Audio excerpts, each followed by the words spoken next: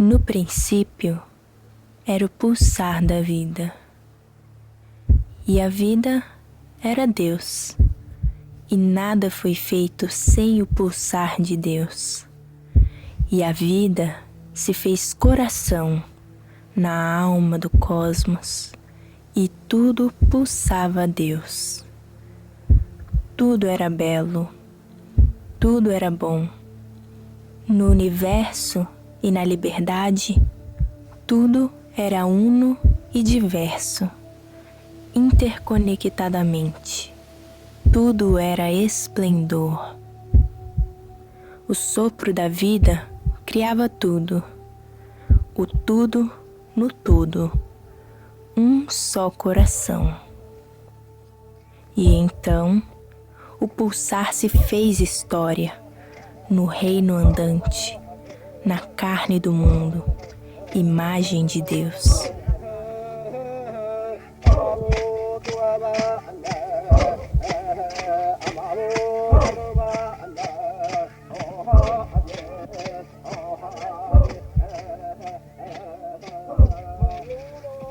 Pertencemos à terra, somos terra, humus, terra fértil nós somos.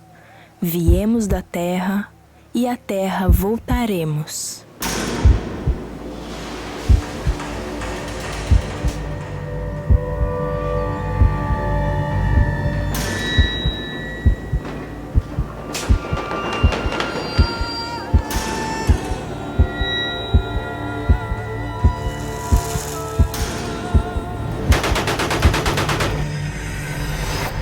O que houve com o paraíso do princípio? Por que chegamos onde chegamos? E esse coração palpitante? E essas veias abertas? Esse pulso latejante? E essa casa? Nossa casa? O sonho em ruínas. Feiura de alma. O tudo do todo, vazio.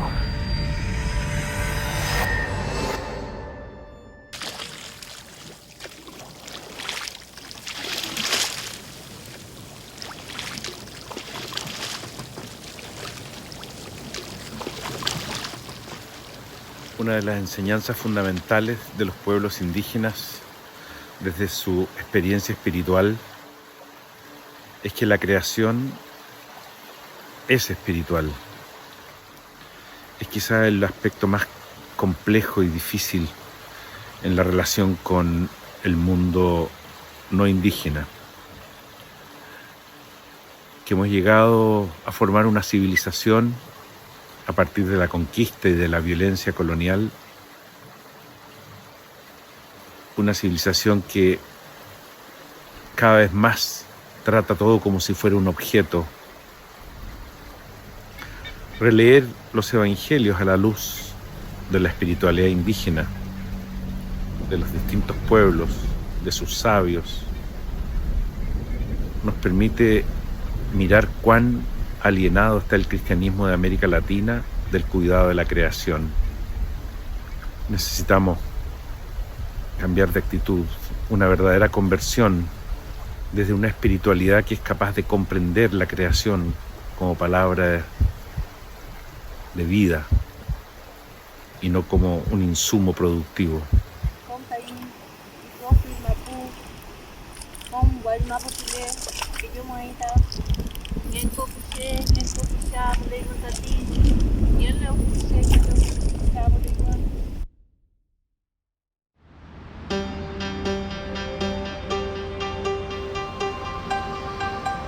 Un pequeño grupo de poder económico dirige al mundo de acuerdo con sus intereses y sin importarle la vida humana y la vida del planeta.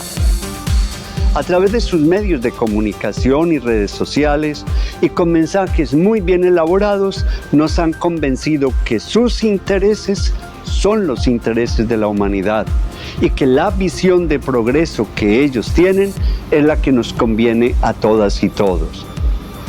Con sus mensajes nos llegan al alma, a la mente y al corazón. Nos han dicho que nuestra felicidad está en consumir todo lo que ellos producen, todo lo que ellos tienen, sin importarle lo que pase en el fondo. Y nos dicen además que nuestros vacíos se llenan consumiendo cosas y teniendo cosas. Hemos caído en la trampa del tener, del aparecer, en la trampa que ellos nos tendieron.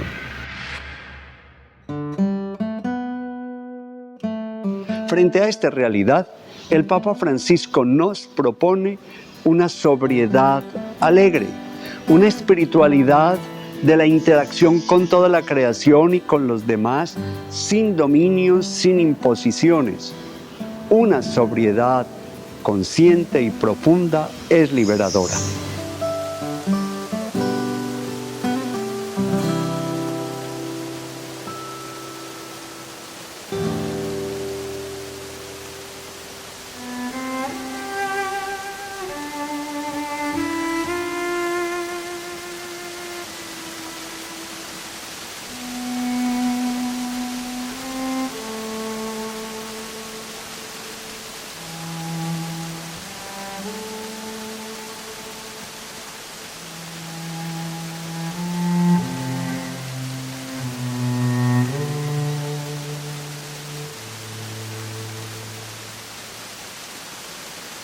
Eco-espiritualidade. Sentir-se parte do tudo. Sentir-se dentro do todo. Tudo e todo interligados, pulsando a vida dentro da história, em evolução. Desde a encíclica Laudato Si, com o Papa Francisco, ficou muito mais comum o apelo a que a gente se reconecte com um sentido de casa comum, que a gente reviva a ideia de que nós somos parte de uma casa maior do que nós e que é comum a toda a vida. Mas nós temos pensado também, e a ecoespiritualidade nos ajuda a pensar, se nós habitamos uma casa comum, qual é a nossa ideia comum de casa? Será que quem mora num apartamento em São Paulo, no Rio de Janeiro, tem uma mesma ideia de casa de quem mora num sítio, na roça, de quem mora na rua, de quem mora numa aldeia Yanomami? Será que o nosso paradigma, a nossa ideia comum de casa é a casa grande e a senzala? Uma casa cheia de divisões, cheia de zonas de sacrifício? É o que parece quando a gente olha para o mundo devastado que a gente vive hoje. Por isso, cada vez mais, a ecoespiritualidade nos chama à reconexão. A ideia de que existe, para além de uma ecologia, um discurso, uma compreensão sobre a articulação do mundo como ecossistema, além da ideia de uma economia que deveria se adequar à casa, de uma ecosofia, também uma espiritualidade que parte, que conecta, que vincula. Um espírito de Deus, Criador, Pai, Mãe, que nos irmana, nos constrói como seres que são irmãos e irmãs de todo o criado. Dessa casa que é toda criatura, que é toda amorosidade. Imagina, gente, a gente mora, vive, habita e é em um planeta que é o único que a gente sabe que tem vida, em uma galáxia e em um cosmos cheio de outras galáxias. E se vocês imaginarem que tem mais estrela no céu do que grãos de areia na Terra, é incrível que em tudo isso a gente não conheça, como seres humanos, nenhum outro planeta aonde a vida se desenvolveu como aqui. A importância de estarmos aqui, de nos conectarmos, de voltarmos, de como filhos e filhas pródigas podermos pedir desculpa pelo que temos feito de devastação e retomar a conexão. Aprendendo talvez com os povos que sempre souberam, que nunca se iludiram, que progresso e desenvolvimento era melhor do que água limpa e terra para plantar e para colher. E essa não é uma proposta romântica. Nesses tempos tão violentos e tão brutais, essa é talvez a única proposta de vida e vida em abundância. Que cada um de nós seja um com a casa, que cada um de nós seja em si uma casa de amorosidade e de construção de comunidade.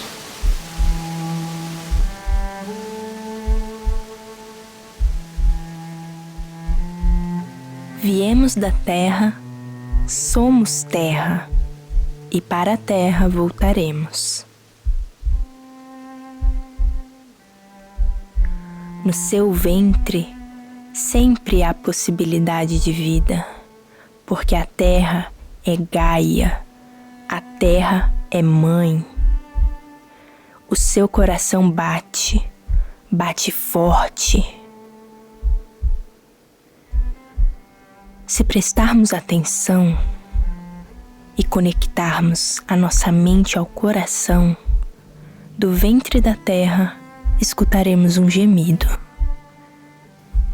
frágil, um gemido que é dela, um gemido que é nosso, um gemido a pulsar, a pulsar, a pulsar.